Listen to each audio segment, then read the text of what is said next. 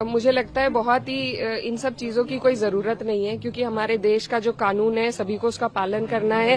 Places of worship act है, इसीलिए लाया गया था कि जो राजशाही शासन है उस दौरान जो हुआ व्यवस्थाएं बदल जाती थी। जो भी राजा बनता था वो अपने हिसाब से व्यवस्था बदल देता था। लेकिन अब हम एक रिपब्लिक है, अब हम एक लोकतंत्र हैं। अब यहाँ पर किसी का राज नहीं है, किसी की तानाशाही नहीं है। तो अब जो नियम कानून किताब में लिखे गए हैं उसी हिसाब से सबको चलना पड़ेगा, संविधान के हिसाब से। और संविधान में प्लेसेस ऑफ एक्ट है, तो जो चीज जहां पर 47 में थी, जो भी गिरजाघर, जो भी मंदिर मस्जिद था, वो उसी हालात में रहना चाहिए। जो यूपी सरकार के एक मंत्री हैं, वो जो मौजूदा सांसद हैं संभल के, उनके लिए कह रहे हैं कि अगर वो नहीं संभले तो आजम खान जैसा हाल होगा। देखिए, लगातार इसी तरीके से थ्रेट देने का काम खासतौर पर राज्य सरकार कर रही है। जो विपक्ष के नेता है उन पर झूठी कार्रवाई की जा रही है, तो ये इनकी नीति रही है। मुझे लगता है बहुत ही इन सब चीजों की कोई जरूरत नहीं है, क्योंकि हमारे देश का जो कानून है सभी को उसका पालन करना है।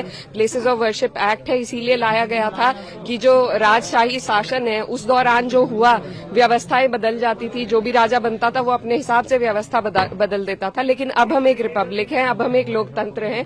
अब यहाँ पर किसी का राज नहीं है, किसी की तानाशाही नहीं है। तो अब जो नियम कानून किताब में लिखे गए हैं उसी हिसाब से सबको चलना पड़ेगा, संविधान के हिसाब से। और संविधान में प्लेसेस ऑफ वर्शिप एक्ट है, तो जो चीज जहां पर 47 में थी, जो भी गिरजाघर, जो भी मंदिर मस्जिद था, वो उसी हालात में रहना चाहिए। जो यूपी सरकार के एक मंत्री हैं, वो जो मौजूदा सांसद हैं संभल के, उनके लिए कह रहे हैं कि अगर वो नहीं संभले तो आजम खान जैसा हाल होगा।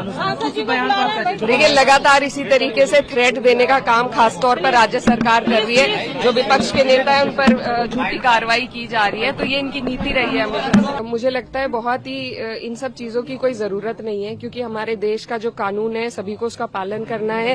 प्लेसेस ऑफ वर्शिप एक्ट है, इसीलिए लाया गया था कि जो राजशाही शासन है उस दौरान जो हुआ व्यवस्थाएं बदल जाती थी। जो भी राजा बनता था वो अपने हिसाब से व्यवस्था बदल देता था। लेकिन अब हम एक रिपब्लिक है, अब हम एक लोकतंत्र हैं। अब यहाँ पर किसी का राज नहीं है, किसी की तानाशाही नहीं है। तो अब जो नियम कानून किताब में लिखे गए हैं उसी हिसाब से सबको चलना पड़ेगा, संविधान के हिसाब से। और संविधान में प्लेसेस ऑफ वर्शिप एक्ट है, तो जो चीज जहां पर 47 में थी, जो भी गिरजाघर, जो भी मंदिर मस्जिद था, वो उसी हालात में रहना चाहिए। जो यूपी सरकार के एक मंत्री हैं, वो जो मौजूदा सांसद हैं संभल के, उनके लिए कह रहे हैं कि अगर वो नहीं संभले तो आजम खान जैसा हाल होगा।